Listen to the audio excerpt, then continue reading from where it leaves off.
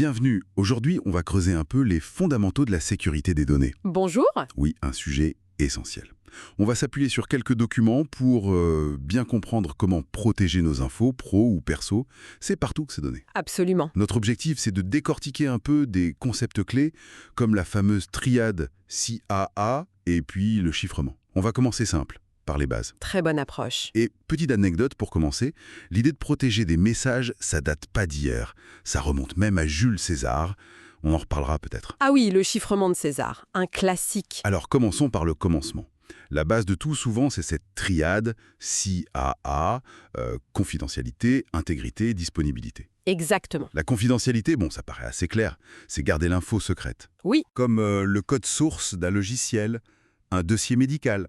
Faut que seuls les autorisés y accèdent. c'est ça. Le besoin de savoir en quelque sorte. Et puis il y a l'intégrité. L'intégrité. Ça veut dire s'assurer que les données sont justes, qu'elles n'ont pas été modifiées, ni par erreur, ni volontairement par quelqu'un de malveillant. Ok. Comme éviter qu'une facture de 10 € devienne 10 000 €, par exemple. Voilà, typiquement. C'est crucial pour la confiance. Et le troisième pilier, La disponibilité. oui, garantir que l'information est là quand on en a besoin. Pour sa banque en ligne, on attend du 24/7, c'est sûr. Pour autre chose, peut-être qu'un petit délai est acceptable. Tout à fait. Mais l'accès doit être possible. Ce qu'il faut bien voir, c'est que ces trois-là, ils sont liés. Ah oui, Oui, on ne peut pas pousser un curseur à fond sans potentiellement impacter un autre. Trop de confidentialité peut nuire à la disponibilité, par exemple. d'accord, je vois. C'est un équilibre. C'est ça. La triade, c'est un peu une grille de lecture pour évaluer la sécurité et chercher cet équilibre. Et pour atteindre cet équilibre, on utilise des contrôles de sécurité. Il y en a différents types, c'est ça, hein? Oui, on les classe souvent en 3 catégories. Alors, il y a d'abord les contrôles administratifs. Les règles, les politiques. Exactement. La politique de mot de passe, les procédures d'accès, la formation des employés, c'est le cadre. Ensuite, le physique. Oui, les contrôles physiques, là c'est concret. Des serrures, des badges, des caméras de surveillance, la sécurité des bâtiments, Limiter l'accès physique aux machines, aux serveurs. c'est ça. Et enfin, la troisième catégorie. Les contrôles techniques. Le matériel, le logiciel. Voilà, les pare-feux, les antivirus, les systèmes de détection d'intrusion, le chiffrement, les sauvegardes, tous les outils techno. D'accord. Et dans ce contexte technique, on peut aussi glisser un mot sur la DLP, la prévention des pertes de données. Ah oui, rapidement vient. Très brièvement, c'est l'ensemble des outils et processus pour détecter et empêcher que des données sensibles sortent de l'entreprise sans autorisation.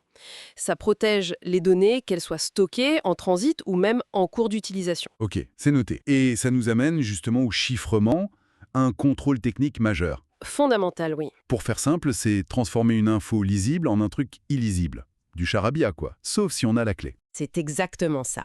Texte clair devient texte chiffré, et pour revenir au texte clair, il faut déchiffrer avec la clé. Le but premier, c'est la confidentialité.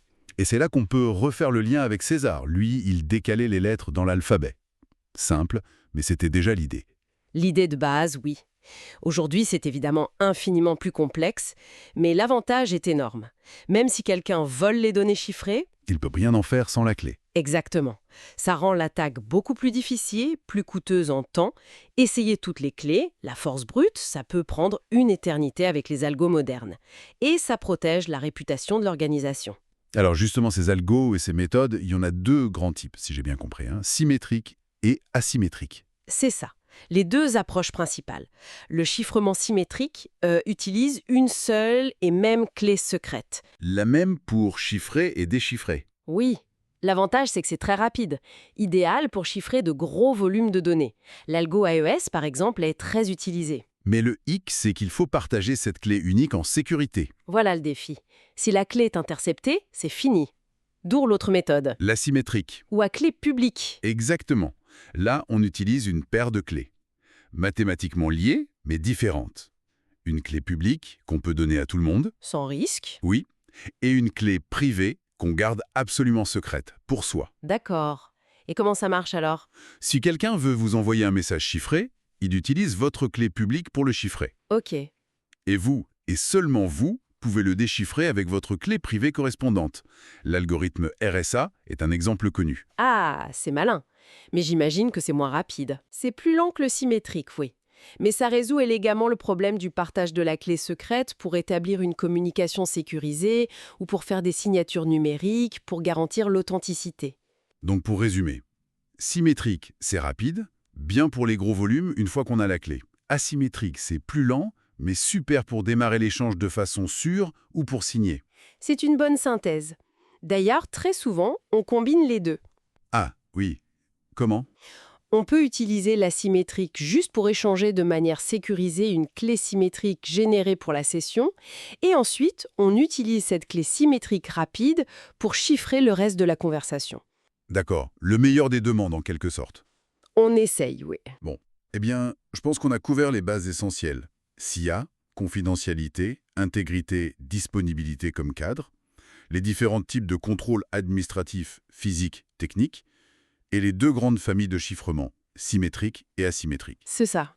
Comprendre ces concepts, c'est déjà une étape importante. Ça permet de mieux naviguer dans ce monde numérique et de comprendre un peu mieux les enjeux de sécurité autour de nous. Tout à fait. Et pour laisser nos auditeurs réfléchir un peu, une dernière pensée. Tout ce beau système de chiffrement repose sur la sécurité des clés, qu'elles soient secrètes ou privées.